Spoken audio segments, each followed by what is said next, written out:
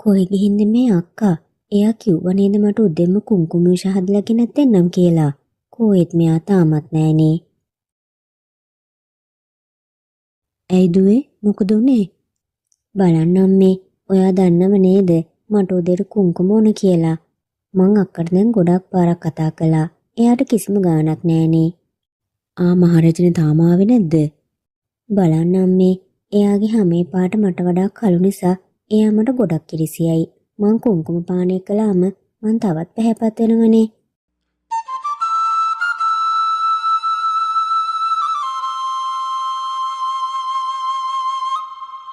නංගිට උදෙන්ම කුංකුම ටික ඕන. මං එයාට මේ ටික ගිහින් දෙන්න ඕන. මහරජනේ, මේ ඔයා එන වෙලාවද? නෑ අම්මේ, මට අද ටිකක් ඇහැරෙන්න පරක් වුණා. ඒ නිසා අද වෙල ටිකක් පරක් වුණා. මෙන්න ප්‍රියා, ඔයාගේ කුංකුම එක. මේ කුංකුම වීදුරුවක්ද? ඔයා දන්නව නේද මං උදේට කුංකුම වීදුරුවක් බොනවා කියලා. ඔයාගේ මේ හැමේ පාටත් එක්ක අයියා මොනවට ආව කසාද බැන්නද දන්නේ නෑ. ඇත්තටම ප්‍රියා, මම මේ කුංකුම ටික හොයාගත්තෙත් ගොඩක් අමාරුවෙන්. ඉස්සර වගේ ගොඩක් කුංකුම දැන් හොයාගන්න නෑ. ඇති මං අද අයියට කියන්නම්කෝ ඔයාගේ වැඩ ගැන. එතකොට ඔයාට තේරෙයි. ඔයා දැක්කද අම්මේ? ඔයාගේ ලේලි මේ දවස්වල මං කියන කිසිම දෙයක් ගණන් ගන්නෙ නෑ. අනේ ඔයා කටවා ගන්න දුවේ. මොන වුණත් එයා ඔයාගේ අයියට කසාද බඳලා දුන්නේ ඔයාගේ තාත්තා. මම්මගේ පුතාට ගොඩක් ආදරෙයි. මොන වුණත් අම්මේ දැන් අයියා වයි නෑ නට. ඒක නම් ප්‍රශ්නයක් තමා දුවේ. අම්මේ දැන් තාත්තා ජීවිතුන් අතර නෑනේ. අපි අයියට වෙන කසාදයක් කරලා දෙමු. ඇත්තටම මට ඒක කලින් මතක් වුණේ නෑනේ දුවේ. මේ කළු කැත ලේලි මගේ පුතාට මොන වශියක් කරලාද දන්නේ නෑ. මං දැන් යනවා.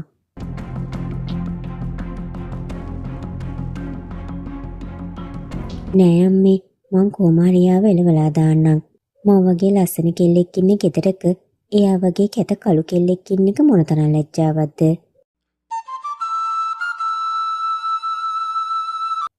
සහන් අයියේ, කොච්චර කාලයකට පස්සේද? ඔව් මල්ලි, මං ගොඩක් කාලෙකින් තමයි මෙහෙට ආවේ. මේ ඉන්න මගේ බිරිඳ. එයා ගොඩක් ලස්සනයි නේද? අපි මේ ළඟදි තමා කසාද බැන්දේ. ඔයාට තාමත් ලස්සන බිරිඳක් නෑ නේද? හොයලා බලන්න. ඔයා ඒ ගැන හිතුවද? මං විහිළුවක් කළේ. ඔයා මගේ යාළුවනේ. නෑ සහන් අයියේ, මං ඒ ගැන මුකුත් හිතුවේ නෑ. හරි. ඔයා කාටවත් වරදක් කරලා නැත්නම් ඔයාටත් පුළුවන් වෙයි මට වගේ ලස්සන බිරිඳක් කසාද බඳින්න. ඔයා මේ මොනවද කියන්නේ? ඔයා මේ දේවල් ගණන් ගන්න එපා අයියේ. මෙයා කොහොමද හැම වෙලාවෙම විහිළු කරනවා. නෑ නංගි. මං මේ දේවල් ගැන වැඩි හිතන්නේ නෑ. මගේ බිරිඳ මොන වගේ කෙනෙක් වුණත් එයාගේ හිත හොඳයි. මම ඔයාට දෙයක් කියන්නම්. කවදා හරි ඔයාට ඕන වුණොත් මගේ නංගි ගැන මං ඔයාට කියන්නම්. දැන් අපි යමු.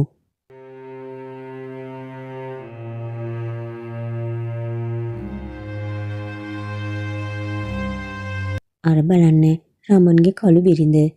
හිමින් කතා කරන්න. එයාට ඇහෙයි. ඇහුණත් මට මොකද?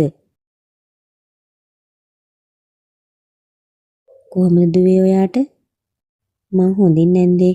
ඔයාට කොහොමද? අපිත් හොඳින් දුවේ. ඔයා දන්න ගෑල්ලමෙක් නැද්ද? ඔයා වගේ අහිංසක අපේ පුතාට කසාද බඳන්න.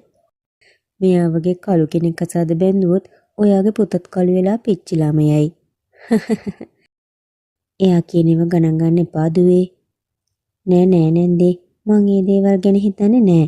මේ හැම දෙයක්ම අපිට දෙවියන්ගෙන් ලැබුණු දේවල්. දෙවියෝ මාව මේ විදිහට මවපේක මගේ වැරැද්දක් නෙවෙයිනේ.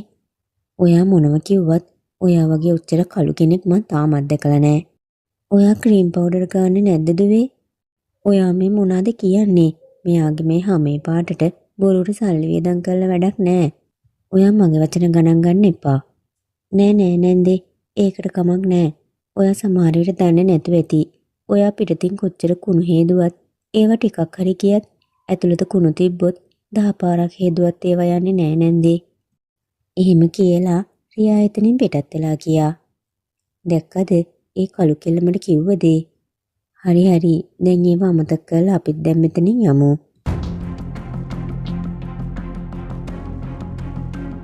දැක්කද අම්මේ?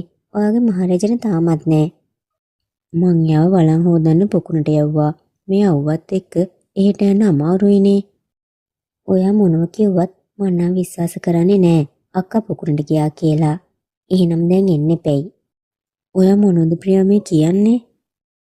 අම්මේ වාට අක්කගේ වැරැද්දක් පේන්නෙම නැද්ද? හරි අපි බලමු කයා ගෙදර ආවම. අම්මේ අන්න අයියා එනවා. විනාඩියක් ඉන්න මං කුස්සිය පැත්තට යනවා.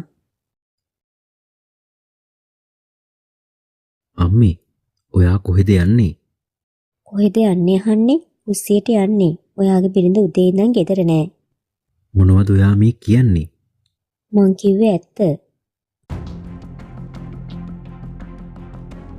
අම්මේ මේ වෙලාවේ ඔයා මොනවද උයන්නේ? වෙන මොනව කරන්නද පුතේ? මං කෑම හැදුවේ නැත්නම් කවුද මේව කරන් ඉන්නේ? ඇයි අම්මේ රියා කොහෙද ගියේ?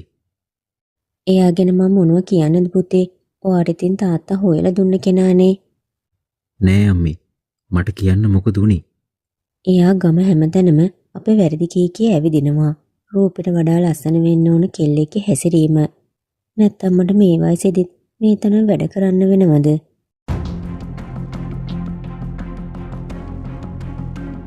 අන්න අයියේ ඔයාගේ බිරිඳ ආවා.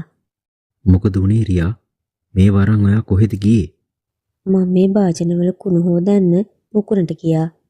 උයන්නේ නැතු ඔයා මොකටද මේ වෙලාවේ පොකුණට ගියේ? ඔයා මොනවද මේ කියන්නේ? මං කෑම හදලා තමයි මේව හොදන්න පොකුණට ගියේ. බලන්න පුතේ, ඔයාගේ බිරිඳ කොයිතරම් ලස්සන බොරු හදලා කියනවද? මං දැනුවේ කෑම හැදුවේ. ඒත් මෙයා කතා කරන්නේ මෙයා කෑම හදලා කියා වගේනේ. මම මේ කල්පනා කළේ අම්මා ඇයි මේ බොරු කියන්නේ කියලා. බලන්න පුතේ, මේ කළු කෙට්ටු කෙල්ල මට වාට කියලා බැනුම් අස්සවන්න හදන්නේ. එන්න දුවේ, අපි ගෙට යමු. අපි මෙතන ඉඳලා වැඩක් නෑ. රියා නෙවී ගම හැමතැනම කටකතා පතුරන්නෙත් මමයි. ඇත්තටම මේ අදවා කරපු දේ ගැන මට ගොඩක් සතුටුයි. අපි අයියාගේ ඔළුවට හැමදේම දාලා රියාව කොහොම හරි මේ ගෙදරින් එලවන්න ඕනම් මේ. මට බයයි මාත්‍යා වගේ කළු වෙයි කියලා. මං වාට කිසිම දෙයක් වෙන්න දෙන්නේ නැහැ. මං දැන් මේක අතාරින්නේ නෑ දුවේ. රියාව මේ ගෙදරින් එලවලා මට අලුත් බිරිඳක් ගේන්න බැරි වුණොත් මම මේ ගෙදර අතහැරලා දාලා යනවා. මාව විශ්වාස කරන්න. මං කෑම හදලා තමයි පොකුණට ගියේ වළං හොදන්න. ඔයා කියන්නේ මොනවද? ඔයා කියන්නේ මගේ අම්මා බොරු කියනවා කියලාද? බලන්න රියා, ඔයා හැමතැනම ඇවිදින්න යන්න එපා. මං තාමත් ඔයාට ආදරෙයි. ඔයා මගේ අම්මවයි නංගිවයි හොඳට බලා ගන්න. ඔයා මාව වැරදිවට තේරුම් අරන් ඉන්නේ. මාව විශ්වාස කරන්න. මගේ හැමේ පාට කළු වුණාට මගේ හදවත කළු නෑ. ඔව් ඔව්. මට හොඳට තේරුණා ඔයාගේ හිත කොයිතරම් පිරිසිදුද කියලා. නැත්තම් මගේ අම්මා මේ වයසට වැඩ කරයිද? ඔයා මාව විශ්වාස කරන්නේ නෑ නේද? ඒකට මට ඔහොම දේවල් කියන්නේ. මේ අහන්න රියා. මට තවත් ඔයාව විශ්වාස කරන්න බෑ. මට අම්මගේ වචන හොඳට මතකයි. මොනවද ඔයා කියන්න හදන්නේ? මට වෙන මොකුත් කියන්න නෑ. කෑම කන්නේ නැතුව ඔයා කොහෙද යන්නේ? මේ ගෙදර දේවලුත් එක්ක මට කන්න හිතක් නෑ. මං පොලට යනවා.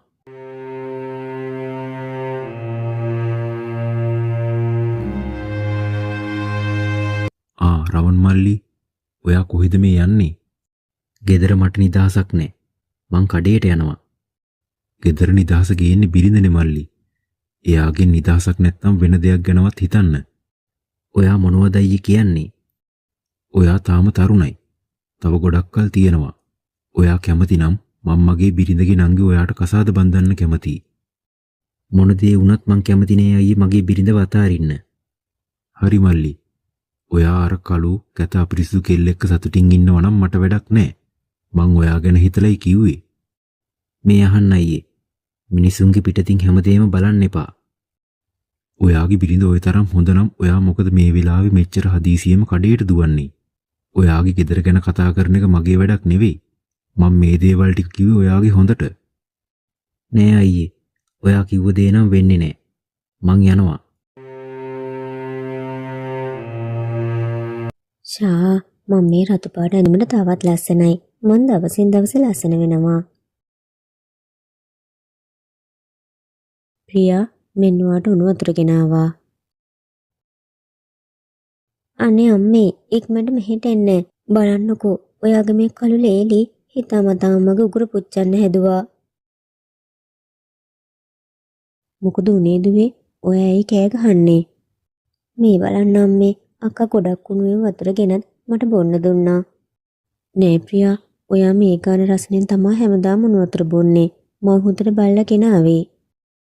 බලන්න අම්මේ මෙයා වැරද්ද කරලත් ඒක පිළිගන්නේ නෑනේ. මං ඇත්ත කියන්නේ. කට වහගන්න. මං කිව්වේ ඔයාගේ කට වහගන්න කියලා.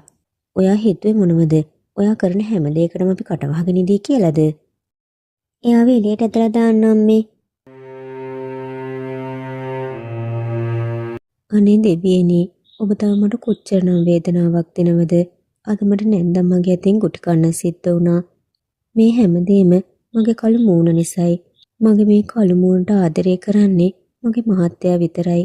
ඒත් ඔහු තායිත් මන් දිහා බලන එකක් නෑ.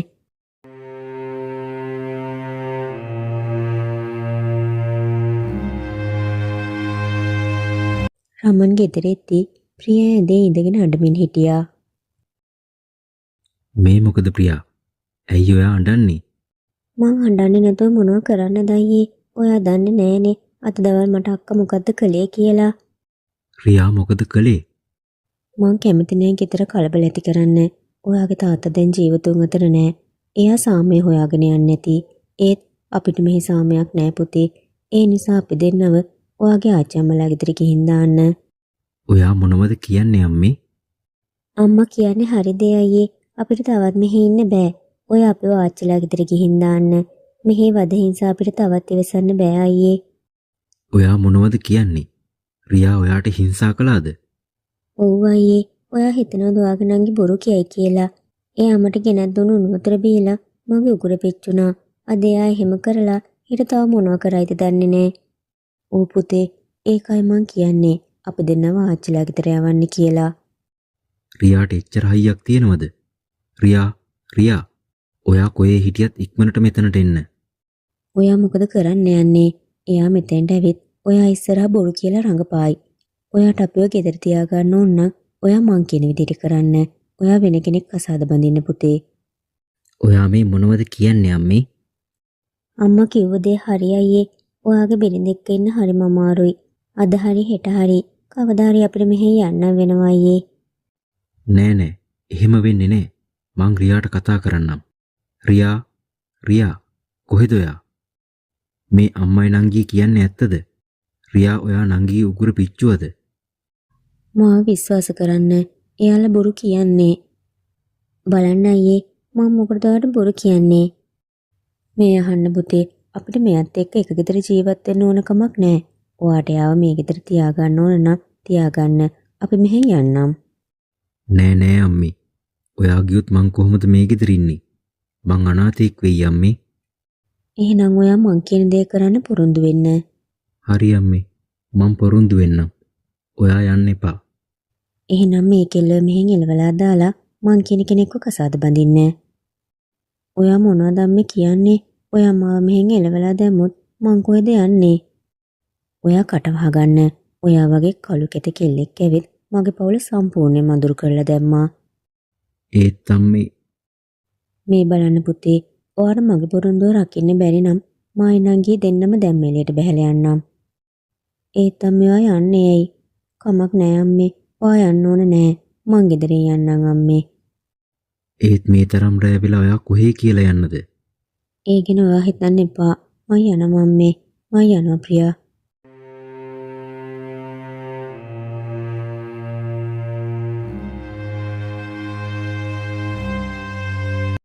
දෙවියනි එහෙනම් අවසානයේ මගේ සැමියාත් මගේ පෙනුම නිසා මාව එලවලා දැම්මා.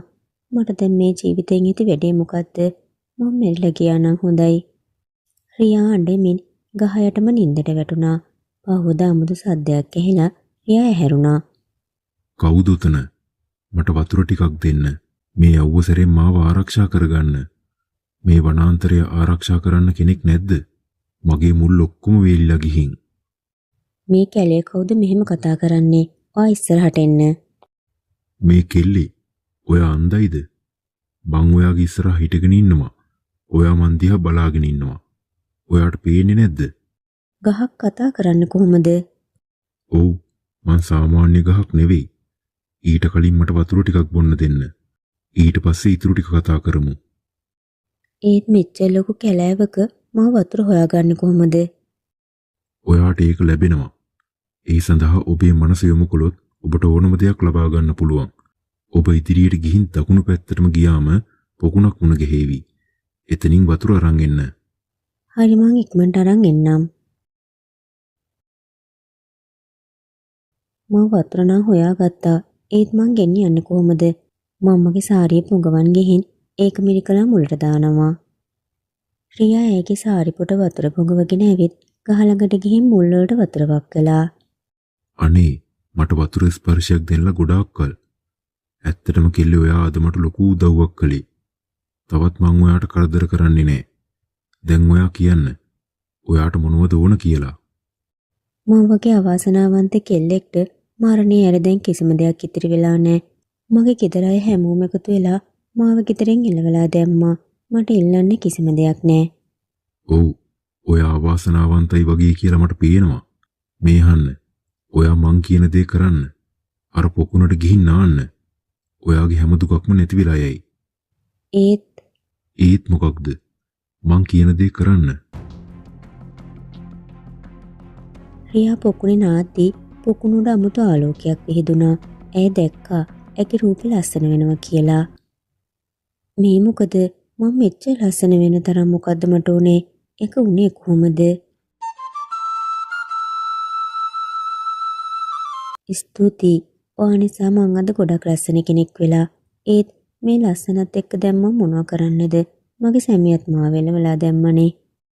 බය වෙන්න එපා කෙල්ලේ. මං කිව්වොත් කිව්වම තමයි. ඔයාගේ දුක් හැමදේම නැති වෙලා යාවි. ඔබ ආයෙත් ඔබගේ නිවසටම යන්න. හොඳයි. ඔබ කියන නිසා මං ආයෙත් යන්නම්.